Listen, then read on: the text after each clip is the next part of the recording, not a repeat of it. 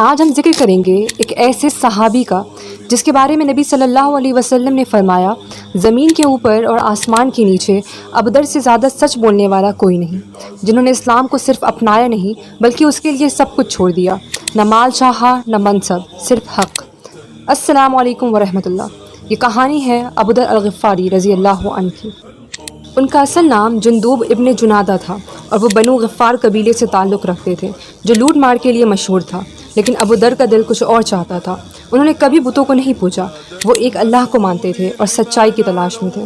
جب انہیں معلوم ہوا کہ مکہ میں ایک شخص ہے جو نبی ہونے کا دعویٰ کرتا ہے تو انہوں نے پہلے اپنے بھائی کو بھیجا کہ وہ جا کر ان سے کچھ چند سوالات کرے، مگر مطمئن جواب نہ ملنے پر پھر وہ خود ہی مکہ کے سفر کے لیے تنہا نکلے، صرف ایک ہی مقصد لے کر، سچ کی تلاش۔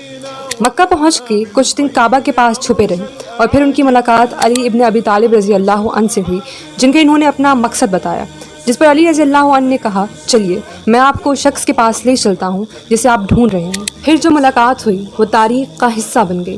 ابودر نے بنا کسی شک کے دین حق کو قبول کر لیا۔ نبی صلی اللہ علیہ وسلم نے انہیں اپنے نئے دین کے بارے میں خاموش رہنے کی ہدایت دی، کیونکہ وہ جانتے تھے کہ قریش ان پر ظلم کریں گے، لیکن ابودر نے کہا، نہیں یا رسول اللہ، میں حق کو چھپا نہیں سکتا، اور پھر کعبہ کے سامنے جا کے سب کے بیچ بولا، لا الہ الا اللہ محمد رسول اللہ، جس وجہ سے قریش نے ان کے اوپر بہت ہی ظلم و تشدد کیا۔ بعد میں وہ مدینہ ہجرت کر گئے اور نبی صلی اللہ علیہ وسلم کے ساتھ دین کا سبق سیکھا، اور اس طرح سے وہ 280 سے زیادہ احادیث کے راوی بنے۔ انہوں نے ہمیشہ غریبی کو پسند کیا اور دنیا سے منہ موڑ لیا۔ خلافت عثمان کے دور میں جب امیر لوگ دولت جمع کر رہے تھے تو ابودر بار بار کہتے رہے، تم دولت جمع کرتے ہو اور غریب بھوکے سو رہے ہیں۔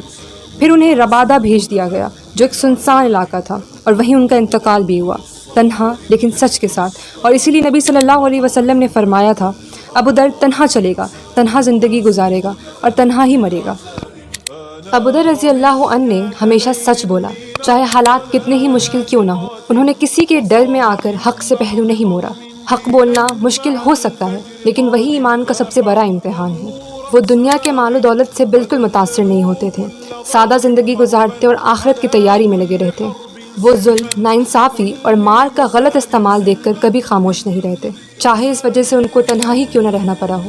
ان کے دل میں اللہ کا خوف ان کی ہر بات، ہر عمل میں نظر آتا تھا، اور ان سے ہمیں یہ سیکھ ملتی ہے کہ زندگی کا ہر فیصلہ اللہ کی رضا کو سمجھ کر لینا چاہیے۔